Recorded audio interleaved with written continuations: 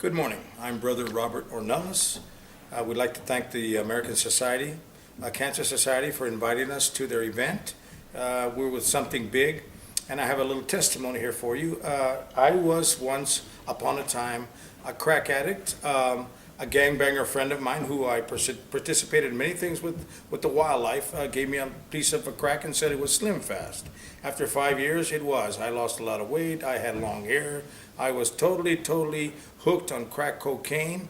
Last thing that happened to me was that I was crawling on all fours, crying on the living room floor, looking for a piece of the crack, and because I ran out of money, I ran out of family, and I ran out of dope. And they don't give you this dope. They're not going to give it to you and say, pay me later, because they know you won't.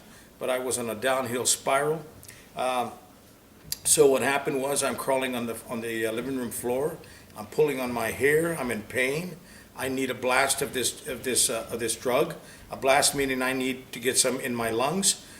So I can't find any on the living room floor. I go into the kitchen and I'm doing the same thing. I'm pulling my hair. I'm crying. I'm just reaching. I want someone to come in. I want someone to hug me. I want somebody to tell me it's okay. I want a doctor. I want the police to take me. Just somebody please help me. So I go into the dining room. In the dining room, I looked up and there was a cross on the wall. And I saw it and I focused for a while, but my need was so bad for this drug that I just fell to the ground again. And I started looking rather to the floor, a tile floor, a dirty tile floor. And I'm looking for crack, and when I couldn't find none, I looked back up and there was that cross. And ladies and gentlemen, children, teenagers, I lifted up my hands. Jeremiah 33 says, call on me and I'll respond. But you have to speak it from your heart. You can't speak it from here. It has to come from here, and the Lord will hear you. So I lifted up my hands, and I looked at that cross, and I screamed out, Jesus, Jesus, Jesus. If you're there, if you're really there, open the doors to your heart and please let me in. Let me run in is exactly what I said. And as soon as I said it, I stood up. When I stood up, I was saved. The urge for the drug was gone. The pain was gone. He touched me and he touched the pain away.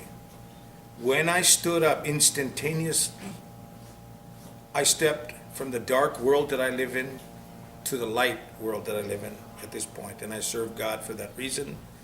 There was for about 20 years I didn't speak to anybody. I hated everybody equally.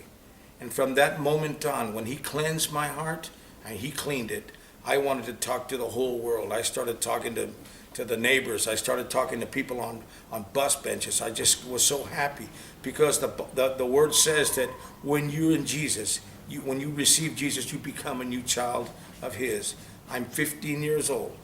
Sometimes I might act it, but I'm just so happy that I'm saved. I'm so happy that I don't have to wake up again and look for crack. I smoked a $100 rock every night for 5 years. I lost houses, I lost cars, I lost family, I lost everything, but I received my salvation.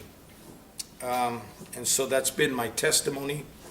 And if you ever think, especially the young people, that you're going to stay high and then you're going to get off it and then you can get off it if you want to, it's not like that. The drug completely takes over your body.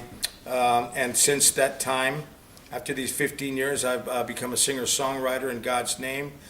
He gives me music, and some of the music that I sang at the event for the American Cancer Society with Something Big was also included. There, I was invited because the Lord has given me a very, very beautiful talent. It's not my talent. My voice is not mine. My guitar playing isn't mine.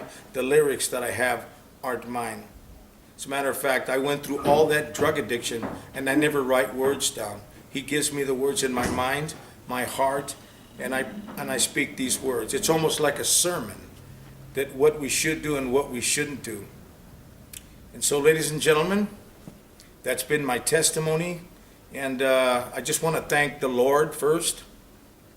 The glory be to him. God bless you all. And I hope this testimony will serve to you to know that when there's nobody to help, the Lord is there. Amen.